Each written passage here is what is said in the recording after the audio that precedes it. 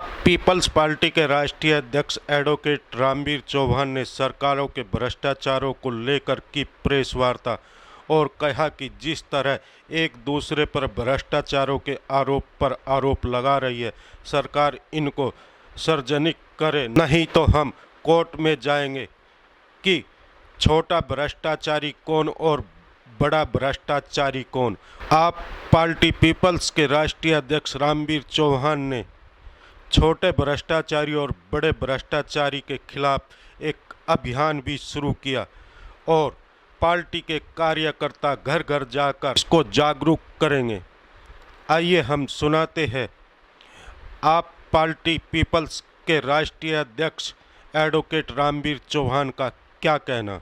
आज़ाद तोमर की रिपोर्ट, हर खबर दिल्ली।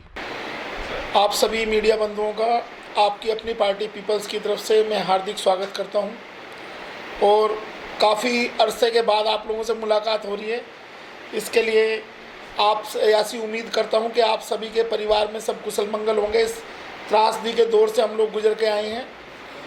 साथ साथ आज ये प्रेस मीट बुलाने के लिए एक मकसद है और उस मकसद के साथ साथ आप लोगों को सूचित भी करना था कि पिछले लगभग 10-15 साल से भाजपा दिल्ली नगर निगम पे शासन कर रही है और आम आदमी पार्टी दिल्ली में, दोनों ही पार्टियां इन्होंने एक पूरा बहुत बड़ा कैंपेन चलाया हुआ है। दोनों पार्टियों ने, भारतीय जनता पार्टी और आम आदमी पार्टी ने, एक दूसरे को भ्रष्टाचारी बताने के लिए, जबकि दोनों ही पार्टियों ने, अगर आप देखेंगे कि अन्ना आंदोलन के समय में दोनों ने ही, जो रूलिंग पार्टी उस समय की थी, उसके खिलाफ एक बड़ा कैंपेन चलाया करप्शन का। और आज स्थिति ये है कि ये जो केंद्र और राज्य की सरकारें हैं और जो निगम की सरकारें हैं, ये एक दूसरे को बड़ा भ्रष्टाचारी बताने में तुली हुई हैं। तो आपकी अपनी पार्टी पीपल्स ने दिल्ली और देश की जनता के प्रति अपना दायित्व समझते हुए हम एक कैंपेन शुरू करना चाह रहे हैं। वो कैंपेन आज से ही हमारा स्टार्ट होगा और आज से लेकर 15 अगस्त तक हम दिल्ली की जनता को, दिल्ली के प्रत्येक वोटर के घर घर हम जाके ये बात बताना चाहते हैं कि दिल्ली की जनता तय करे कि दिल्ली में कौन बड़ा भ्रष्टाचारी है।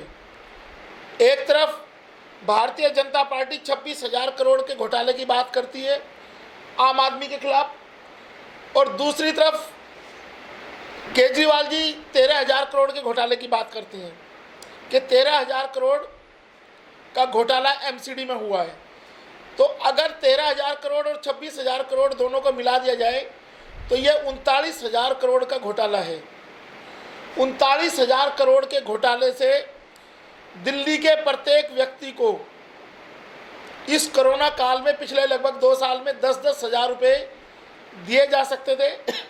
जो लोग बेरोजगार हुए या जो माताएं बहनें जो गृहिणी हैं, वो अपने घर का खर्चा चला सकती थी।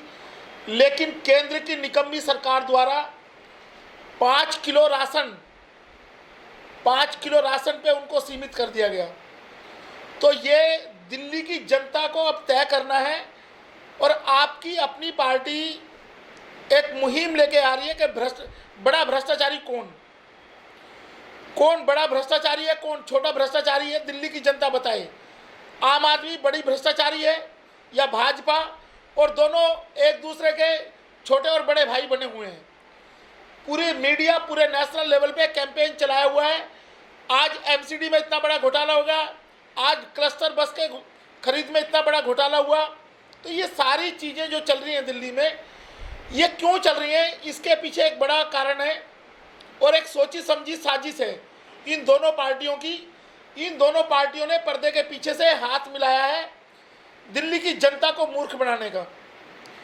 कोरोना काल में दोनों ही पार्टियां, दोनों ही शासन, चाहे वो दिल्ली की सरकार थी जिसका नेतृत्व सम्मानीय केजरीवाल जी कर रहे हैं, या केंद्र की सरकार जिसका सम्मानित मुख्य प्रधानमंत्री नरेंद्र मोदी जिसका संचालन कर रहे हैं, दिल्ली में कोरोना काल में जो त्रासदी हुई, अगर प्राइवेट हॉस्पिटल में भी एक ही रात में 26 लोगों की मृत्यु ऑक्सीजन ना होने की वजह से होती है।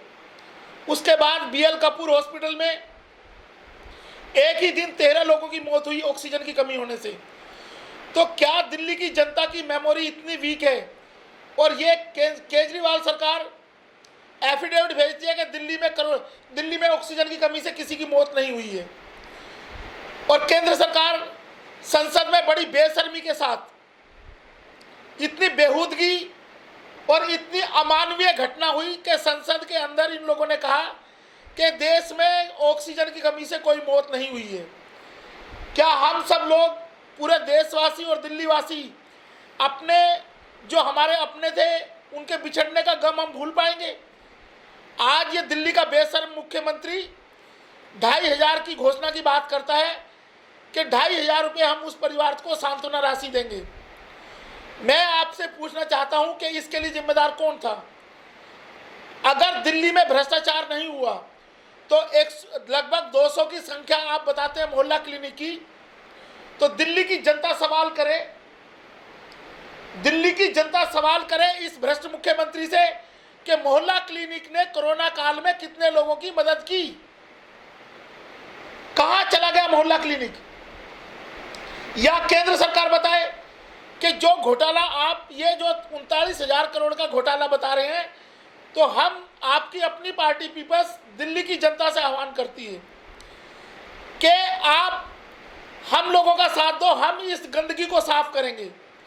ये जो दोनों गंदगी, जो छोटा भाई और एक बड़ा भ्रष्टाचारी, एक छोटा भ्रष्टाचारी एक दूसरे के खिलाफ बने हुए हैं, तो इस भ्रष्टाचार को समाप्त करके, और ये जो 39,000 करोड़ का घोटाला है, इस 39,000 करोड़ के घोटाले को हम रिकवर करके दिल्ली की प्रत्येक गृहिणी, प्रत्येक बेरोजगार को 10-10 हज़ार रुपये हम मुहैया कराएंगे। एक और बड़ी घटना थी कि दिल्ली के झूठे मुख्यमंत्री ने सभी ऑटो ड्राइवर, ऑटो रिक्शा चालक, उनको 5-5 हज़ार रुपये देने की घोषणा की, लेकिन यह एक झूठ का पुलंदा निकला। जितने भी जो ऑटो चलाने वाले लोग हैं या जो टैक्सी चलाने वाले लोग थे, आज उनकी हालत जाके देखो बद से बदतर है।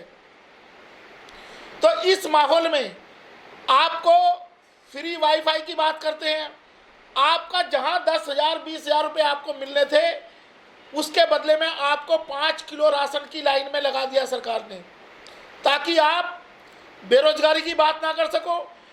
कोरोना का दर्द भुलाने के लिए और कोरोना की त्रासदी को मिटाने के लिए दोनों पार्टी एक दूसरे से पर्दे के पीछे हाथ मिलाए हुए हैं और भ्रष्टाचार के नाम पे लोगों का गुमराह करने की कोशिश कर रहे हैं। अगर ये दोनों पार्टी ईमानदार हैं तो हम आपकी अपनी पार्टी की तरफ से पूरे देश का, दिल्ली का आह्वान करते हैं कि आप 13,000 करोड़ और 26,000 करोड़ के सबूत पेश करें दिल्ली की जनता के डोमेन में।